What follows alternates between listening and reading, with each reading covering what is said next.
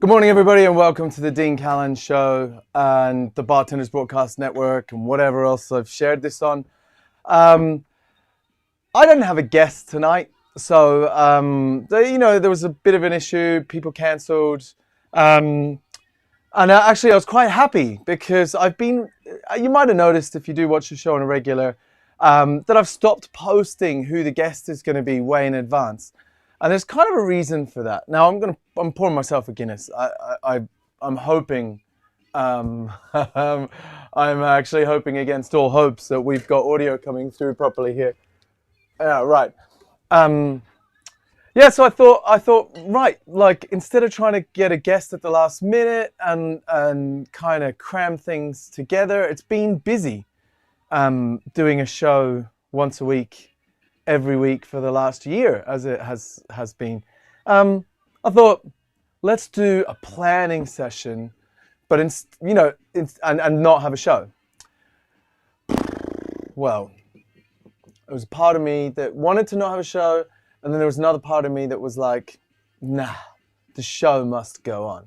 Even if you just chat shit for half an hour, you put something out, right? I watched this video, I think it was Terry Crews that did it, and he was talking about getting fit. I'm trying to lose weight. I start watching motivational videos, and he just said, you don't have to like work out really hard at the beginning. Just go to the gym, hang out there for half an hour or 5 minutes, and go home.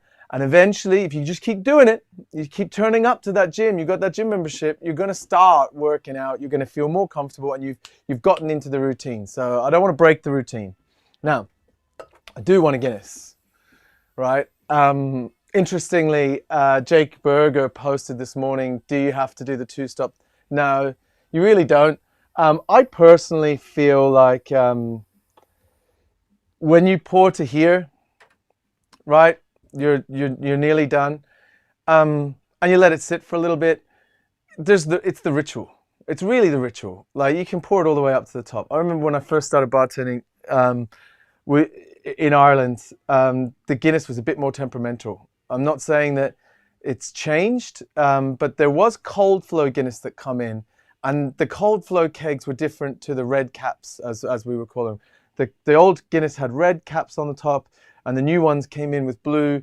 And I would not be surprised if they were exactly the same thing and it was like a placebo effect, but it definitely felt like the cold flow and the new taps just poured easier. You could just pour it in one go.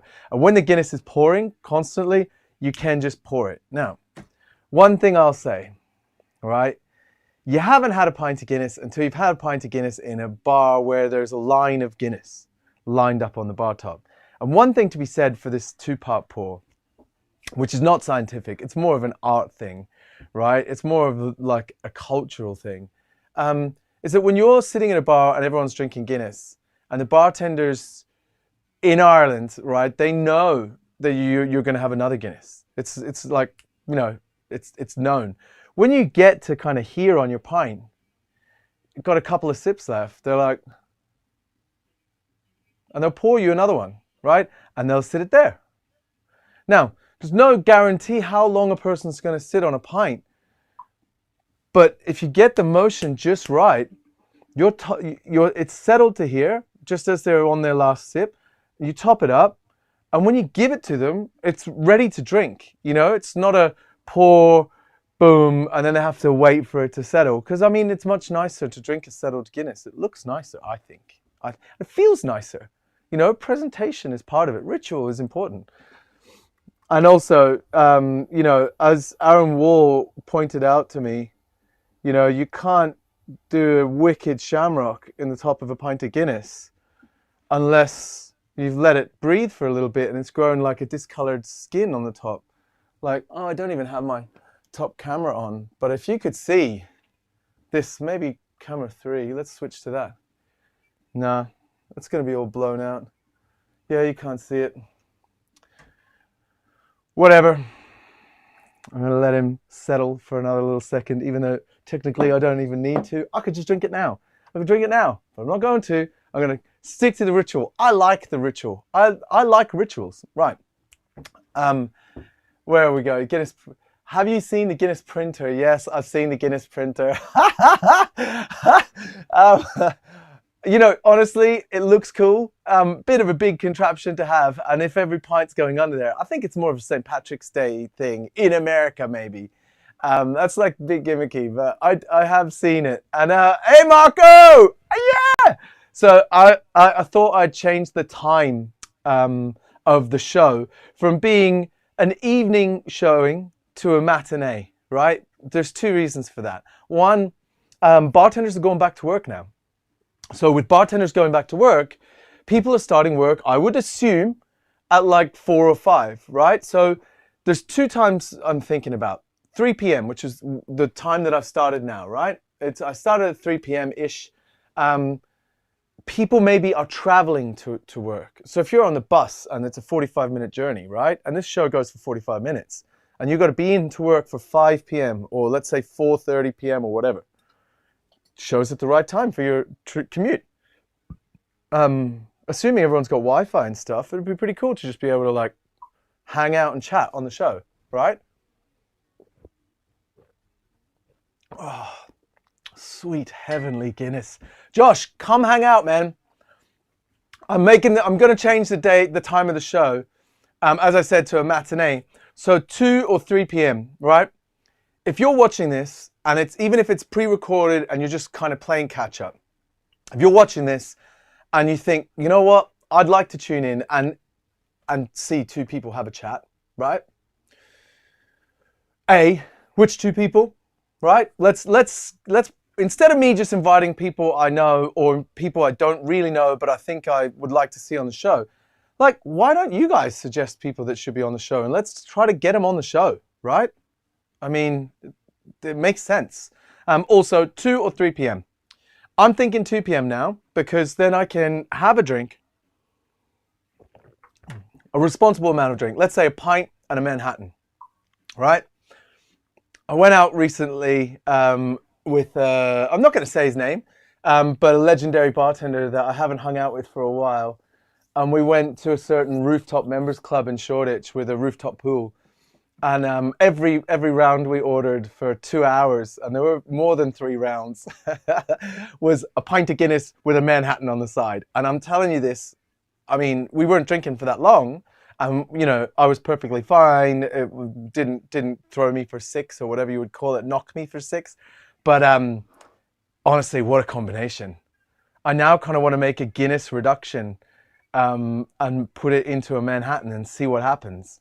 Like, you know what I mean? Like a dark Manhattan or a stealth Manhattan or something like that. It'd be pretty badass. Yeah. Oh, I'm thirsty for that now.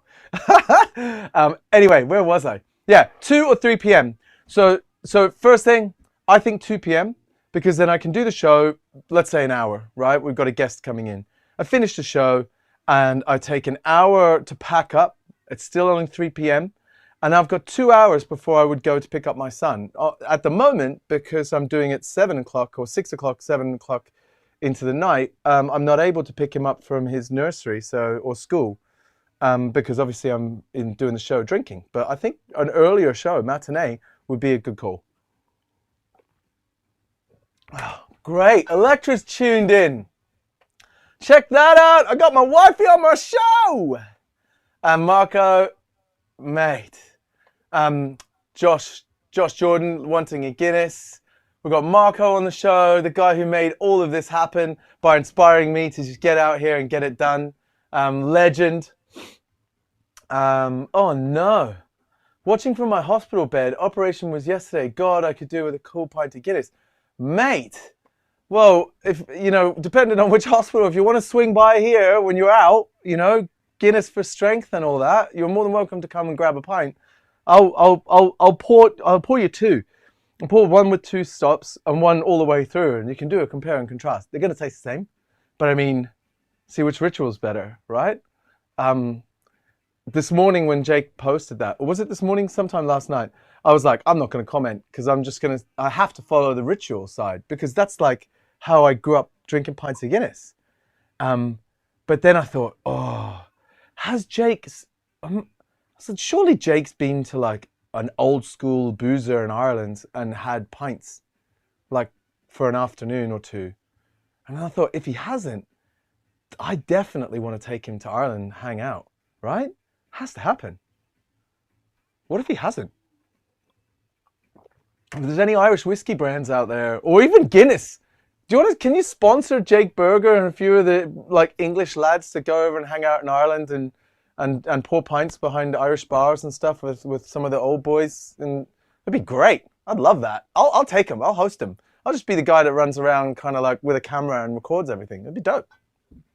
Anyway, timing, either 2 or 3, right? Now, I'm thinking 2 because it gives me, I can have 1 or 2 drinks, maybe 3 drinks, and still be sober 3 hours, 4 hours later, you know, in case I did need to go pick up my son from nursery, or his granny's place, if he's staying with his granny for the day. The other thing I was thinking, does every episode have to be a full interview with a person, right? Now, there are different markets around the world. Having a set time for the show makes perfect sense because then people know when to expect it. Like, for example, today, there's no way anyone's going to know this is on. I'm surprised I've got as many comments as I have. I think that's because it's going straight to my personal, which, you know, allows it to be seen by the people that follow it. Because actually, in reality, Facebook just isn't sharing my streams when I put it onto the show. That's a whole nother story. Now, on the Dean Callan Show, I'm thinking of having like some pre-recorded interviews where I can be like, guys, I had a chat with this legend master distiller from such and such, and I can record it at a time that's suitable for them. Because actually, scheduling people for 6 p.m. On a Thursday, especially if they're in Asia or Australia, where they're ahead of us, or even, you know, Eastern Europe, it gets a bit more difficult. So it's made it harder to spread the regionality of the people that I'm getting onto the show for live, right? Now, if every second one was a live, would that be a good thing? I don't know. You let me know. I'm workshopping here with you guys, right? Look, just in case someone tuned in, I've got my like whiteboard notey thing, so I can take notes of what people say, you know, because I don't really watch these videos back. I could watch the videos back. I could look at the comments. But yeah, send you my Guinness syrup recipe from about 15 years ago. I love that, like, I cheekily used to give out to bartenders as a tip, if you like. Wow. Can you pay the bills with Guinness syrup? Right. That's awesome. I'd love that. Yeah, Guinness syrup and an Irish coffee. Game on. So, do you like the time? Does this time work better for people? I'm obviously getting more comments than I normally would already. So, I have to assume it's a good time, right? So, I'm thinking maybe 2:30 p.m. No, 2 p.m. Right. I was thinking about this, right? You know, brunches. Whoever come up with the idea of just putting a time between breakfast and lunch and then making it a thing and putting out a spread and calling it brunch, right? Genius, especially when you go to places like Shanghai, where you know they've got the Ritz-Carlton brunch and the Hilton brunch, and they're insane, and they have opera singers and just this beautiful setting where people are sat down for brunch. Now, people have breakfast, right? People have lunch.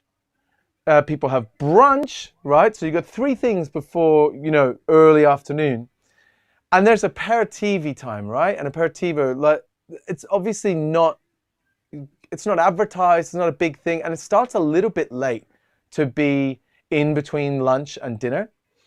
But what if you had like a matinee meeting time?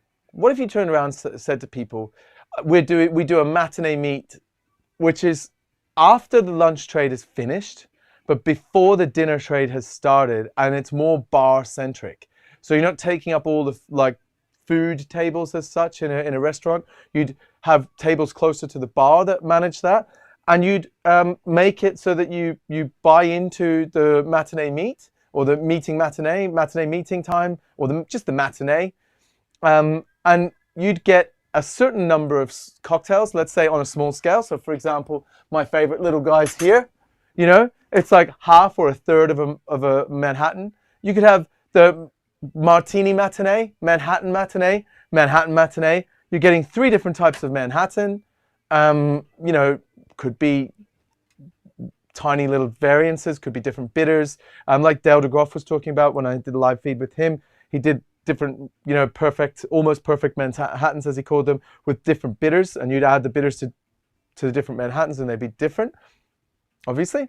Or 3 different martinis, like martinis 3 different ways, and they'd be paired with food. So it'd be almost like an aperitivo, but kind of designed around a meeting. So where you don't want to meet someone for lunch, you'd rather just get lunch in and then go and sit down with them. But you don't want to meet them for dinner. You could have a matinee meet up. Let's catch up for a matinee. And it's a set amount of time where you get drinks and food at the same time. And they're not big things that you have to dedicate your time to, you know, and stop your meeting for. There's just a little one of these, little snacky plate, they pair perfect. I think that'd be epic. Why don't people do that? So pick a flaw in that. It'd be amazing, right? If people started doing that. I'd go to matinee meetings. I think I've been talking about Manhattans too much. I'm going to have a Manhattan. Right, so Bartender's Broadcast Network. You might have noticed if you watch the show, I changed the name of the YouTube channel and I've added an extra page on Facebook. The idea of having an extra page rather than renaming the page was that the page just wasn't doing anything. Facebook wouldn't share anything I put up. Like, one person would see a post and there's 4,000 people following it. It doesn't make any sense. Someone said to me, did you ever pay to share something? We put 50 quid behind a post once. Didn't do anything at all.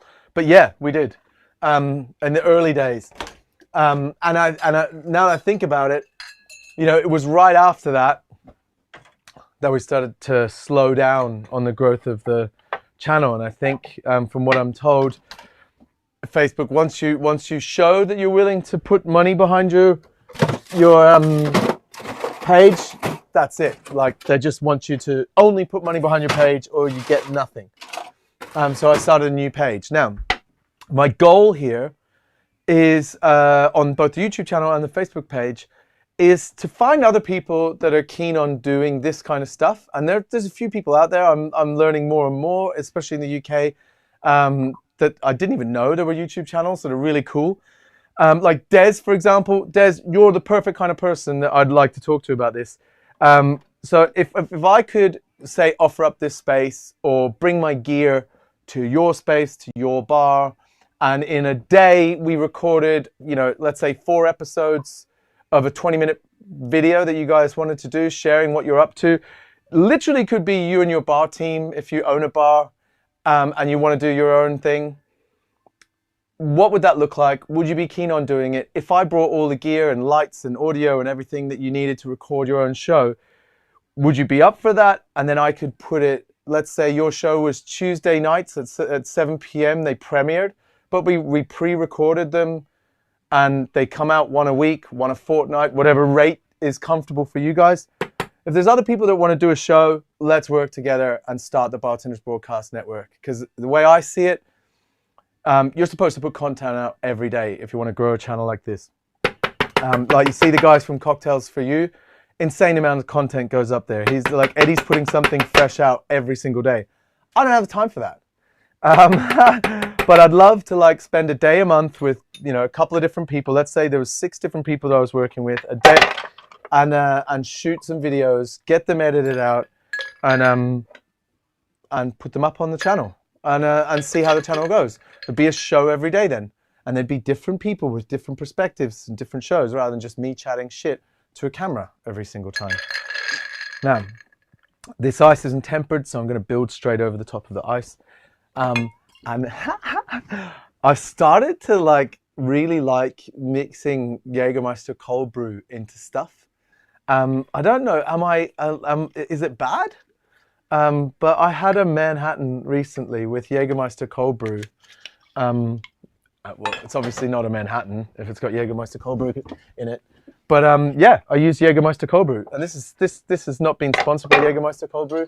I just keep saying Jägermeister cold brew. I don't even know if I'm pronouncing it correctly. But yeah, I made a couple of drinks with Jägermeister cold brew, and I thought, yeah, these are good. I like these drinks. I might have more of these. So I am. Now, what was it that I used last time? This time I'm going to try it with bareface. Yeah. So if you're interested in working on a show with me, let me know. Obviously I can't work with just everyone. If you've already got an established track record, and effectively we both agree that you're for want of a better word, screen ready to do this sort of stuff, like, great, you know. I'd love to see that. And if you're watching this and there's someone you'd like to see that you think would be epic on a show that to work with, let me know, because that's the kind of thing I want to do. I want to move forward, bringing as much exposure to bartenders as I possibly can. I love it that everyone's just like chatting away now in the comments. But Jägermeister coffee's good, right? Yeah. Des, you know your stuff.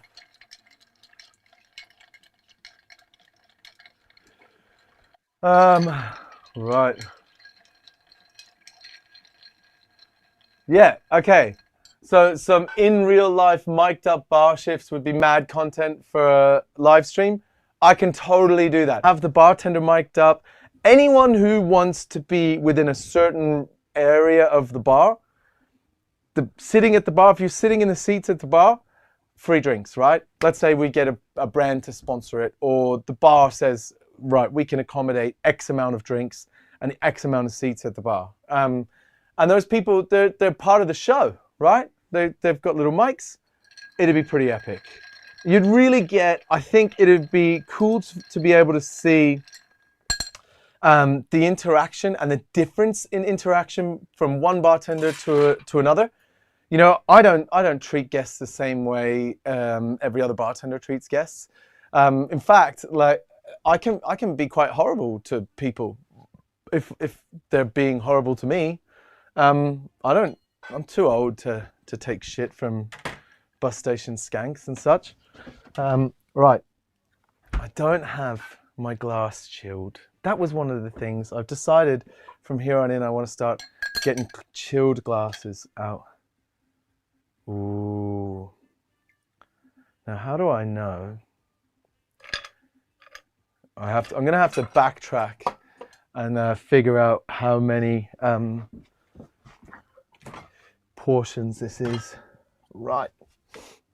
Well, let's see if this works as well with the Jaeger Coffee Manhattan twist.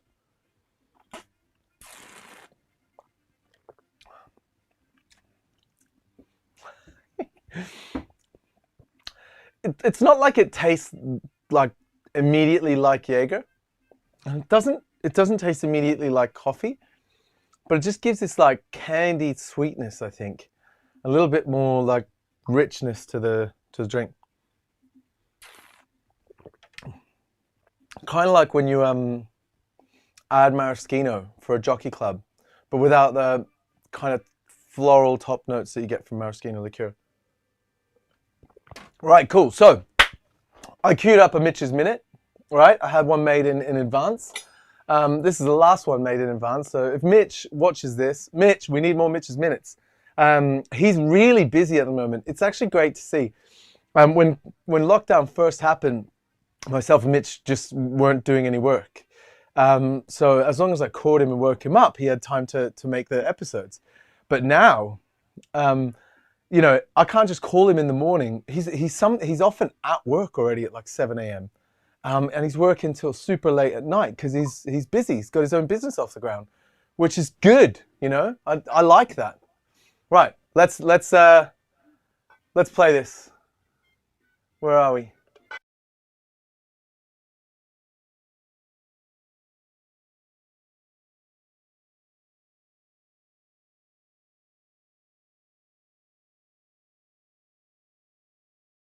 Saint Germain cocktails that I like? Yeah, man. Saint Germain Spirits is fucking delicious.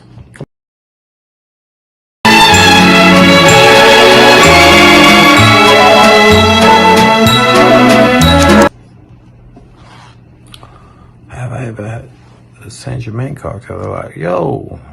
Yeah, I had a Saint Germain cocktail that I like. Yeah, man. Saint Germain Spirits is fucking delicious. Come on, son. Don't be like that.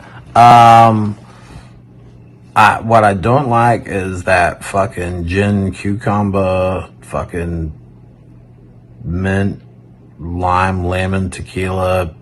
That drink sucks. That drink that was on every menu from was that like 2009, like 2015? That drink fucking sucked. But Misty Kaplan did one that was 3 parts mezcal, 2 parts Saint Germain, 1 part Ramazzotti, I think. That shit was fucking fire. But no, there's been lots of good Saint Germain drinks. Saint Germain was just a little bit of a fucking victim of its own popularity, and you can't hate on it for that, man. Do you hate Metallica?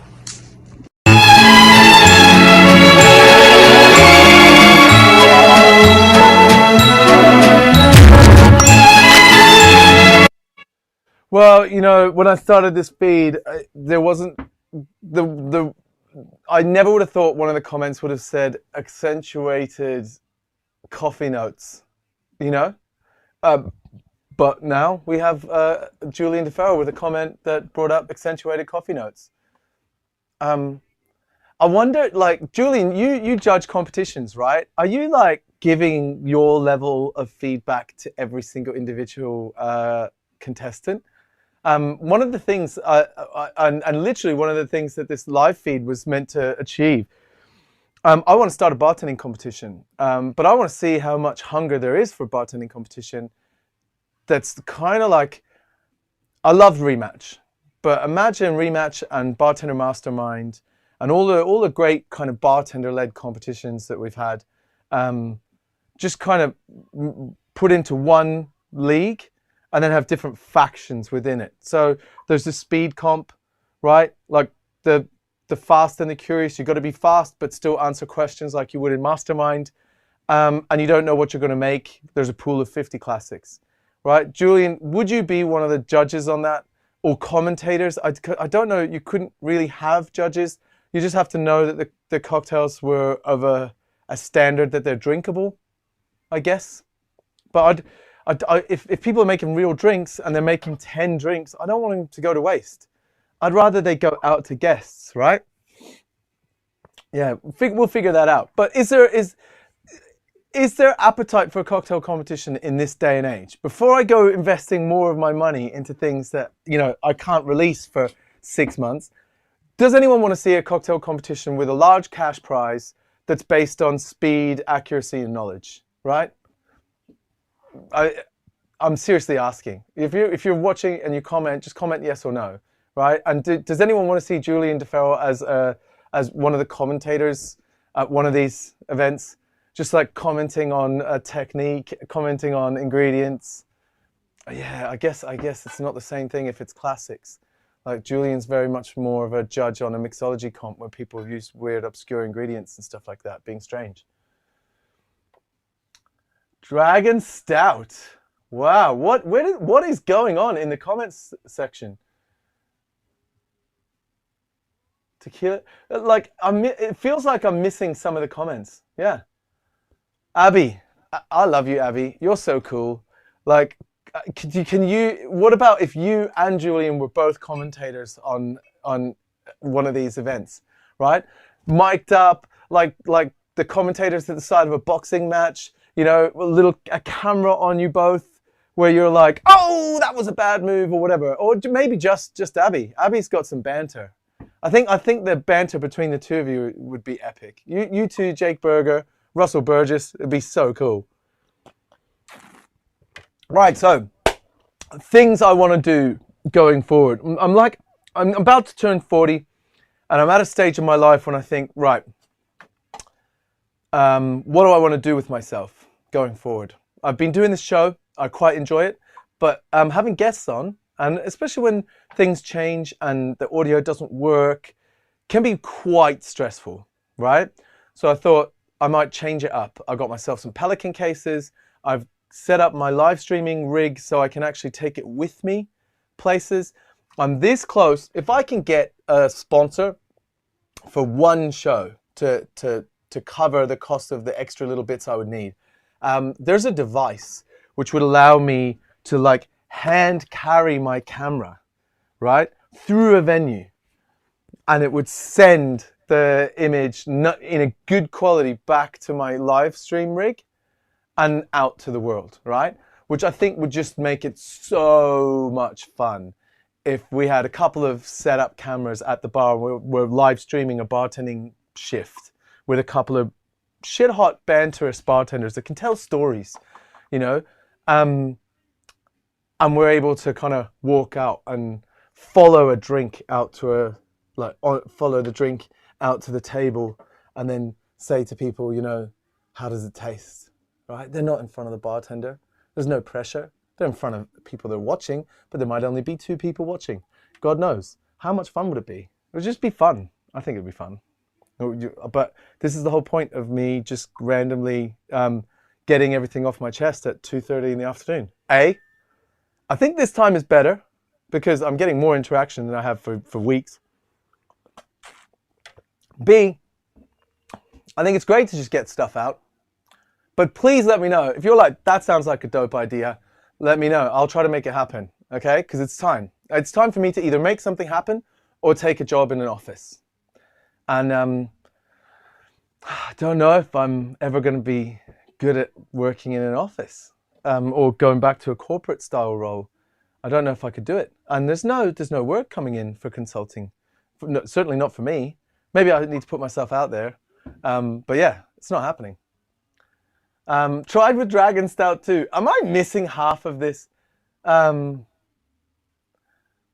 Yeah, so I'm thinking this is Rook Vegas, right? Elgato capture card. I've got a few capture cards. I've got like a system quite considerably more crazy than an Elgato. I wish I could show you. But I've got capture cards and I've got HDMI capture cards and all that sort of stuff. I've got quite a big rig that has 8 different HDMI ports and it captures all of them at the same time. And you can switch between them, which allows me to do this kind of stuff. But without the draw on the processor of the computer. And more importantly, I'm able to use that switcher and feed it into a hardware encoder that sends it out to multi-stream. So it'll send it out to Facebook and YouTube at the same time, but without the use of a laptop, which makes it smaller and less likely to crash because it's a hardware encoder. So the plan is to get like a HDMI receiver with little aerials and then one that goes on the camera and then I can wander around. It'd be pretty epic. That's the plan. Right. Oh yeah, Drew Mallins, let's catch up. 100%. See you later, Des. See, I like this interaction. This is what the show started like. Also, it's come to my attention that I can't do everything by myself, which is another reason why I kind of feel like things need to change a little bit, need to kind of move around and chop and change and do different things. To keep it fresh and also to change the way I do things so that I can actually manage it. Because halfway through a show, something messes up on the audio. There's not much I can do when I've got a guest here. It's unfair to them that I am not set up to manage it all. So here's a question. If there's anyone still watching, right? Like legit, is it wrong to hire an intern to help me produce this show, right? I'm told that interns, you can like put a job description out and say, looking for an intern for 3 months, unpaid, right? The idea of unpaid just blows my mind. Like I try to find some amount of money for them because obviously unpaid is just, it's the opposite of what you want to do for someone. You want to give them money, but I don't have a budget. I got nothing to work with. So Is it wrong to ask for an intern to come in and do all this sort of stuff? Or does anyone out there think that's perfectly normal because this is what they want to do? They want to do TV production, video production. They want to work with these switchers. They want to work with these cameras and help produce a show, so they can say, I took this guy's crappy back garden show from this and made it way better, right? I just want to get a kind of general opinion, because I'm close to asking for an intern. And part of me wanted to go on LBA and be like, does anyone want to be an intern? Free booze. 1 day a month, or 2 days a month, or 4 days a month. See, this is where it gets tricky. How do you know what to say to the intern? That was delicious. I think I prefer a normal Manhattan over that, though. I'm not going to lie. As it went on, you got a retro nasal, like herbaceous Jägermeister flavor, which I don't know how to describe it, but it gave me like faint memories of big nights out, and the first time I come to London, I met Gregor de Geither, and drowned myself in Jägermeister between him and Beck's at Lonsdale. If anyone recalls Lonsdale, it was a big night. I can literally, I'm getting retro-nasal Lonsdale memories as a result of that. Dangerous, very dangerous. Right.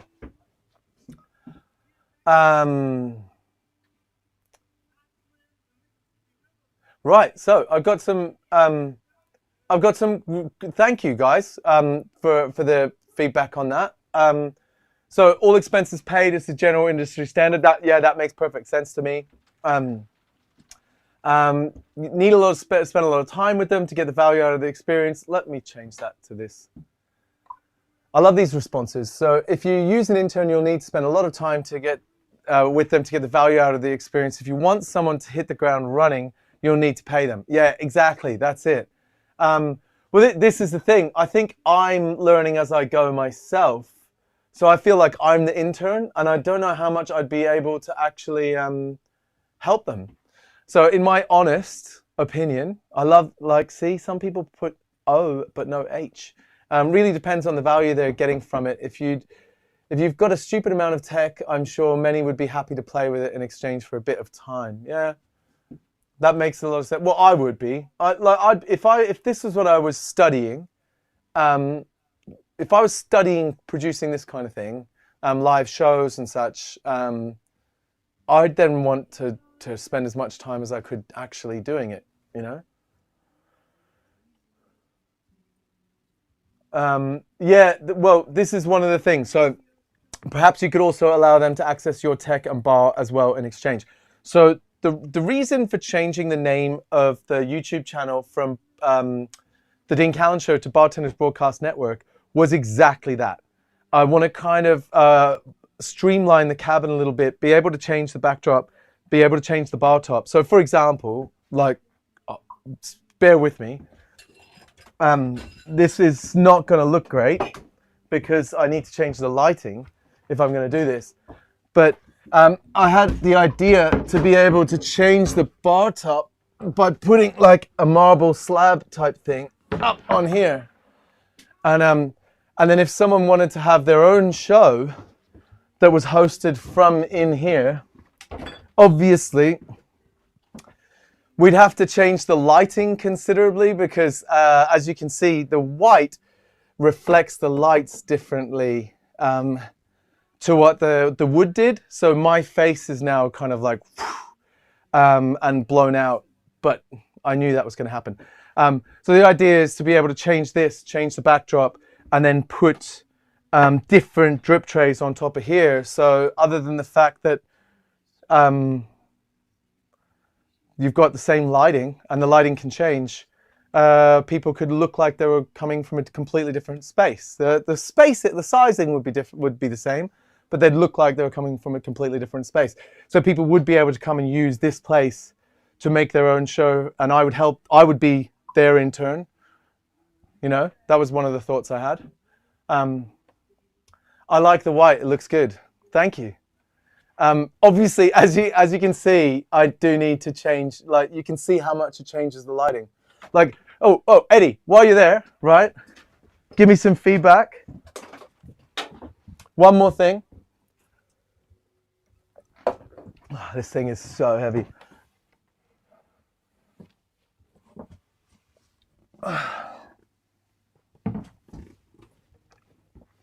Right.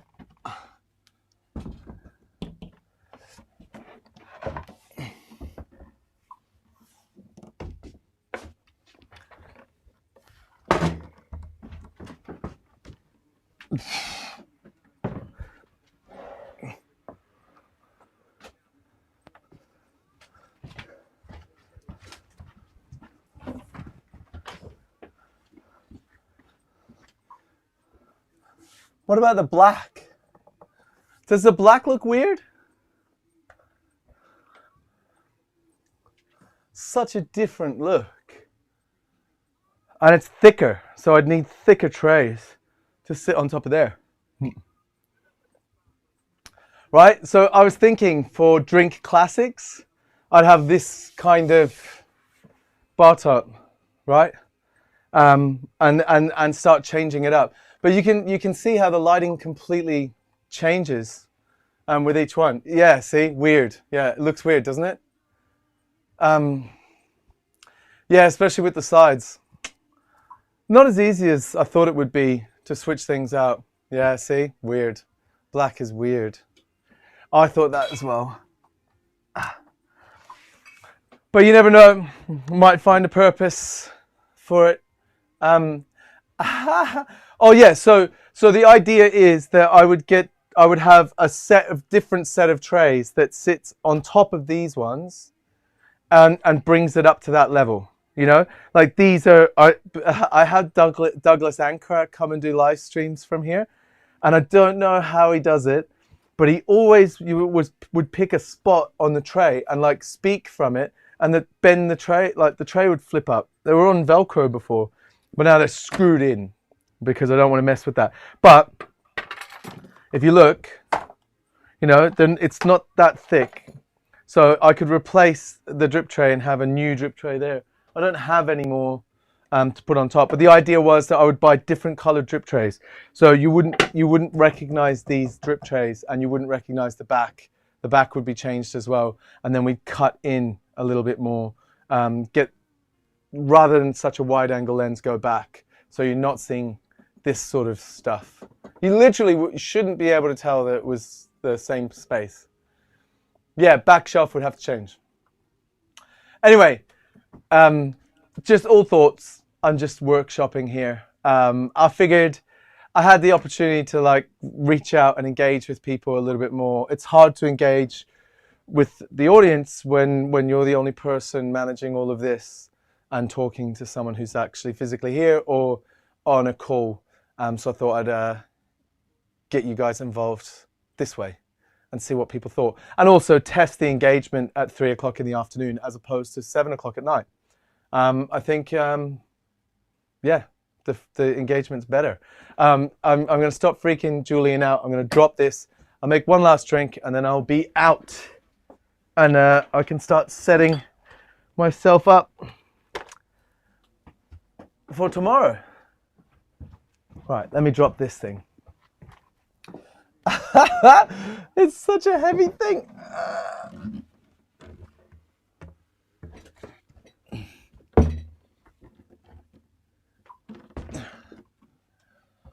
Whoa. All right. Back to normal. Back to normal. Doesn't it feel so much more warm and comfortable? Like, does that not, there's something about all the like irregularity of like the raw wood and the kind of wobbliness of the bar that makes it feel, I don't know, it just feels more comfortable to me.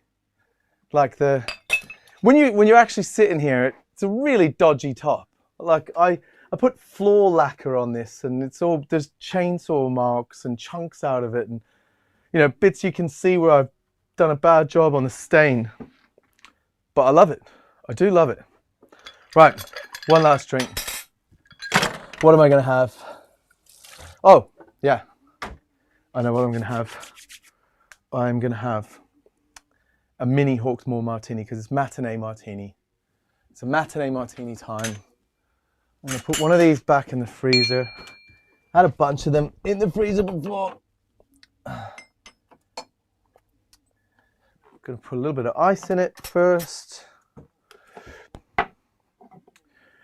How many people out there that work in bars, like I'm noticing there's more brand people and consultants commenting at the moment, but for those of you that actually work in bars or design menus for bars, maybe Julian, you'd know this, how many people are buying in block ice? Because I've known Carlos from Ice Studio London, who I get my ice from, has been super busy, and it's good to see. But part of me thought that I was afraid that people might be a bit stingy coming back. Now, anyone who... Now, will this focus? Please hide my face and see if it changes focus. Nope, it didn't change. Hawksmoor Ultimate Dry Martini. Heppel Gin, Hawksmoor Vermouth Blend, Filicudi Lemon Oil. I'm guessing that's like a special type of lemon. Freeze for 1 hour and a half. Been done. Then pour into frozen martini glass, garnish with a twist of lemon or an olive. Right. Hawksmoor Ultimate Dry Martini. You know what worries me about this Ultimate Dry Martini is that, like, did they put dilution in it? It's 27% ABV, so yeah, it must, has it? Contains sulfites. Like, it would freeze if it was 27. Yeah, 27 is pretty bang on for a martini, isn't it? Yeah. Julian DeFerro would know this. Julian, are you still online? Would a martini normally about 24 or 27? 27 sounds good. Yeah, cabin feel, right? Yeah. Maybe I'll just stick to wood. Maybe I'll just keep it that way.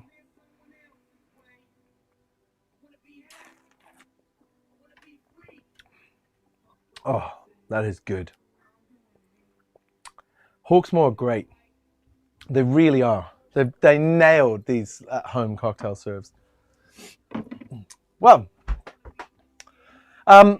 thank you for commenting, guys. It's been really helpful. A small crew of people that I love and respect, giving me advice for free.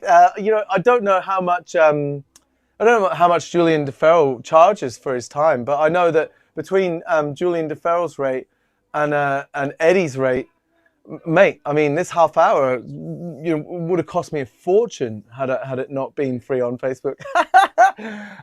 Yeah.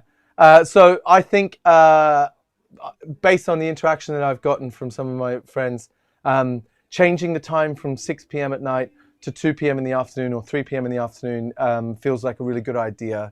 I like the idea of having a matinee.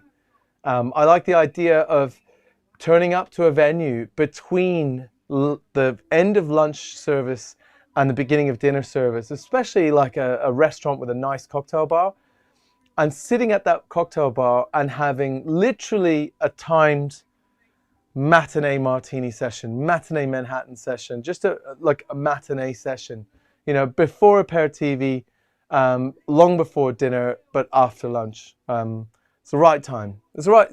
I think that's about the perfect time to drink cocktails. In fact, if you can get off work early and have a late lunch, meeting at lunchtime, leave the meeting at lunchtime, go to a separate venue around the corner and have a matinee with someone else, also a meeting, you know, businessy, expense that shit. And have a couple of martinis, and it's a dedicated amount of booze with a dedicated food served that goes with it. I'd be pretty happy with that.